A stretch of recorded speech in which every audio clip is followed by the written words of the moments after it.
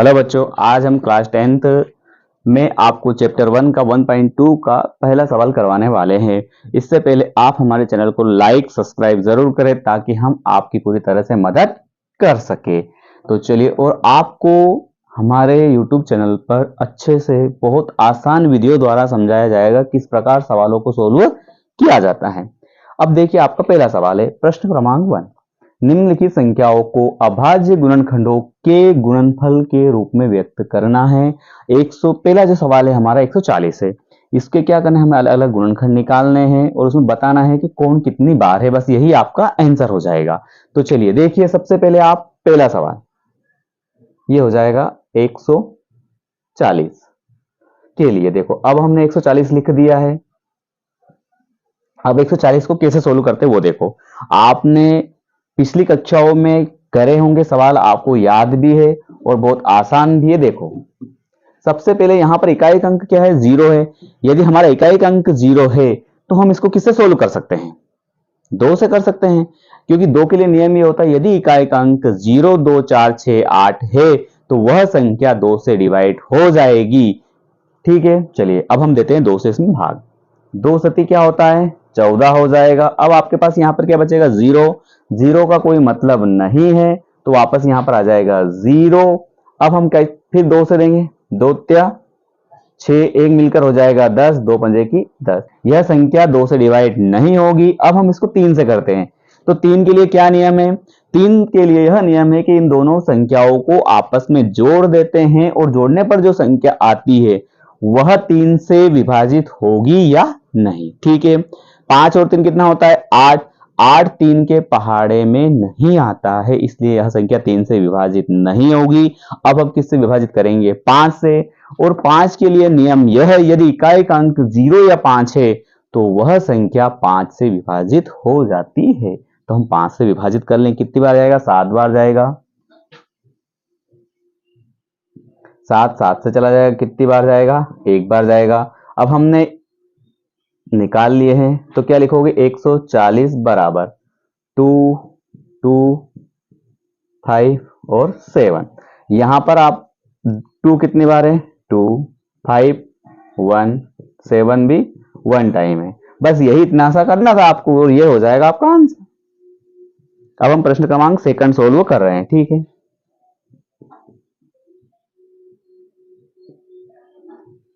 156। अब हम 156 को हल कर रहे हैं तो 156 के निकालते हैं।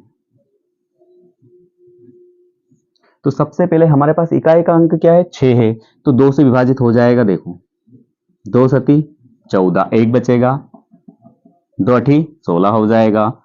फिर किससे करोगे, 2 से करोगे, 2 त्या 6 हो जाएगा। हमारे पास क्या बचा, 1 बचेगा। अब हम 8 को मिला देंगे तो 18 हो जाएगा, 2 इनम 18 हो जाएगा। अब आप देखोगे यहां पर इकाई का अंक 9 हो गया है, 2 से विभाजित नहीं होगा। अब हम 3 के लिए, तो बच्चों आपको 3 के लिए क्या नियम बताया था, आपको बताया गया था कि 9 और 3 को जोड़ना है, जोड़ने पर जो संख्या आती है वह 3 से विभाजित होगी या नहीं। 9 और 3 कितना होता है, 12 होता है, और 3 से 12 विभाजित हो जाएगा। इसका मतलब हम इसमें भाग दे सकते हैं 3 से।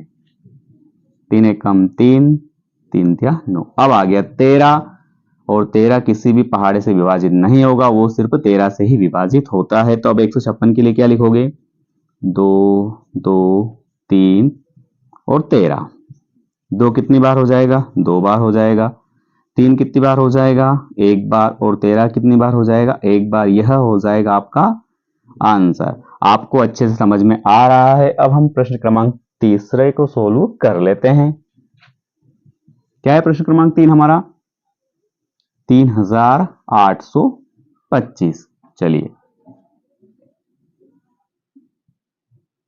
जैसे ही आपने संख्या लिखी तो आपके मन में प्रश्न आया कि किससे विभाजित होगा। तो यहां पर आप देखोगे इकाई का अंक जो है हमारा वो 5 है, तो 5 है, तो अब हम इस संख्या को 2 से विभाजित नहीं कर सकते हैं। तो किससे करोगे, आप 3 से करते हैं। तो 3 के लिए हमने आपको नियम बताया था, क्या बताया था, 8 और 2 10, 5 15 और 3 18। मतलब यह संख्या 3 से विभाजित हो जाएगी। ओके, 3 एकम 3। अब आपके पास क्या है, 8, 3 दूनी 6, 2 बचेगा, 22 हो गया, 3 7 21, एक बचेगा 5 के साथ 15, 3 पंजे 15। फिर वापस 3 से ट्राई कर सकते हैं, 7 5 12, 15 चला जाएगा, 3 चुक 12, 3 दूनी 6, एक बचेगा, सॉरी 3 दूनी 6, एक बचेगा 15, 3 पंजे 15। फिर 3 से देखते हैं क्या, 6 5 और 2 7 4 11, नहीं जाएगा, 5 से कर लो, 5 8 40। क्या आया यहाँ पर आपके पास, 5 8 40 आया, 2 बचेगा, 25 हो जाएगा, 5 25। फिर 5 से, 5 एकम 5, 5 7 35, अब आएगा 17 एकम 17, तो 3825 के हमने निकाल दिए हैं। क्या आएगा, 3 3 5 5 और 17।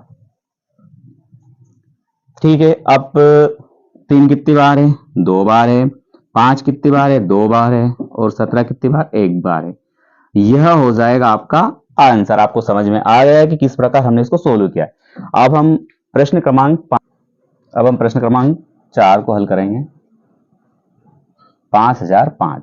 अब 5005 के हम निकाल रहे हैं। देखो, सबसे पहले आपके पास यहां पर जो इकाई का अंक है वो 5 है, तो 5 इकाई का अंक 5 है, इस कारण से यहां संख्या 2 से विभाजित नहीं होगी।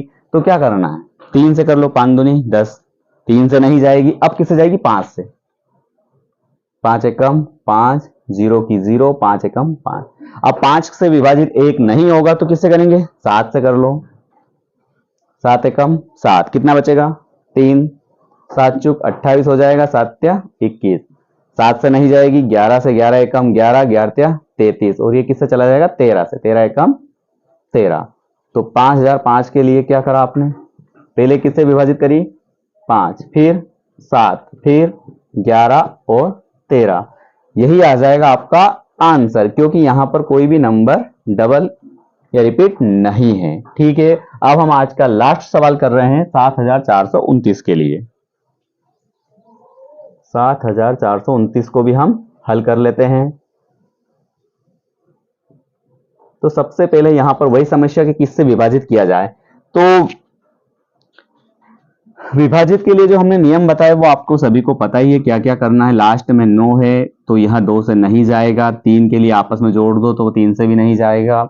इस प्रकार 5 के लिए 5 होना चाहिए, 7 से नहीं जाएगा, 11 13 15, सॉरी 13 के बाद 17 19 23 29, इस प्रकार बहुत सारी संख्याओं से आपको इसको विभाजित करना है। तो ये जो 7429 संख्या है यह 17 से विभाजित हो जाएगा। देखिए अब कैसे होता है, 17 चूक क्या होगा, 68 हो जाएगा। अब यहाँ पर कितना बचेगा, हमारे पास 6 बचेगा, 2 मिला दिया तो 62, 7 51 हो जाएगा। अब कितना बचेगा आपके पास, यहाँ पर 11 बचेगा, 9 मिले 17, 7 119 हो जाएगा।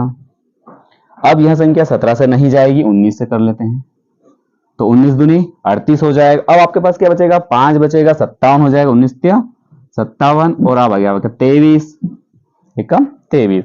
तो 7429 के लिए 17 19 इंटू 23 यह संख्या आ चुकी है, तो यही हो जाएगा आपका आंसर। ठीक है बच्चों।